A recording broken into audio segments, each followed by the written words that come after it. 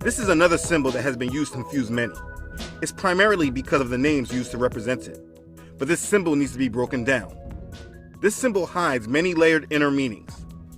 In its most basic form, this symbol consists of two interlocking equilateral triangles, forming a six-pointed star. You see the 6 points? From this symbol, you have 4 other symbols. This goes back to the symbols and elements used in witchcraft. These symbols represent the 4 basic elements, and it is what occultists and witches use to bring power within their spells. The basic elements are earth, air, fire, and water. If you started thinking of earth, wind, and fire, you're making a good connection. No, the name of that group is not a coincidence. It's just evidence of the occult all around you. Anyway, the symbol for water is the triangle pointing downwards. The symbol for fire is the triangle pointing upwards. If you go deeper, you will actually understand these symbols to mean the connection between man and woman. Listen how it's explained in the Da Vinci Code. This is the original icon for male. It's a rudimentary phallus. Quite to the point. Yes, indeed. This is known as With a line going through it, and the symbol for earth is its opposite, the downward pointing triangle with a line across it. These 4 symbols are all in the hexagram. So with all these symbols of witchcraft mixed with one symbol, you can see why it is such a strong symbol for witches and occultists. But let's add to that understanding. It is also a sexual symbol, as the fire and water symbols, like I said earlier, also represent male and female organs. It represents a sexual union. When the male triangle penetrates the female triangle, it produces the hexagram, and it is the most wicked symbol in witchcraft. Bill Schnoebelen, a former Satanist, tells us, to the sorcerer, the hexagram is a powerful tool to invoke Satan. In fact, this is where the word hex, as in putting a hex or curse on people, comes from. I know that's interesting, because many of us have heard the word hex, meaning curse, but not many of us have correlated it with an actual hexagram. It's deep. But let's go deeper. If you examine it closely, you will see something you may not have ever expected. 666. Look, it has 6 points. Then it forms 6 equilateral triangles. Then in its interior, you will see a 6-sided hexagon. This shows 666, revealing the number of the beast of Revelation. So this symbol has many different things going on within it, but none of them are good. It is a heavy symbol used in the occult world. So let's address the elephant in the room. Although the symbol is now the most commonly used and recognized symbol for the state of Israel and Judaism, it was not always so. In fact, this symbol only began to be recognized as a symbol for about 200 years. It's called the Star of David, but you will not find any mention of it in scripture of history of King David bearing this symbol. Now, in reference to Solomon, because they also call it the Seal of Solomon, there is legend of him with this symbol, but is not from the point of view of the Bible. Solomon was a very wise king, but he also made very big mistakes. You should watch part 6 of my series on history religion to understand more about him. The references to him using this symbol come from the side that are against Yahweh.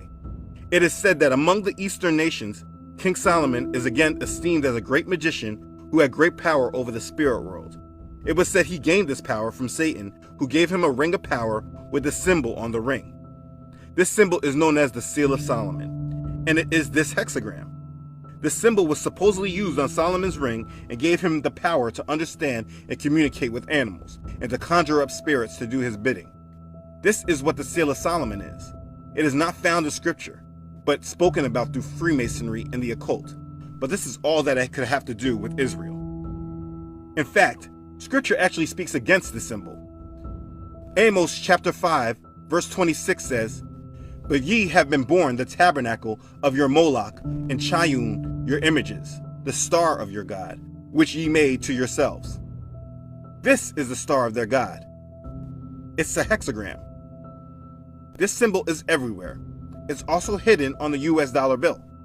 There was much things placed in the design of this dollar bill. That's why, as all the designs have changed in the different denominations, the $1 bill has been constant. This is not a symbol of Yahweh. This does not represent him. He does not mix with the occult and pagans. So when you are seeing this, you must understand that there is deception trapped and surrounding this symbol. This symbol was used by the converted Jews in Europe. It became a family crest or shield by the Rothschild family during the 19th century.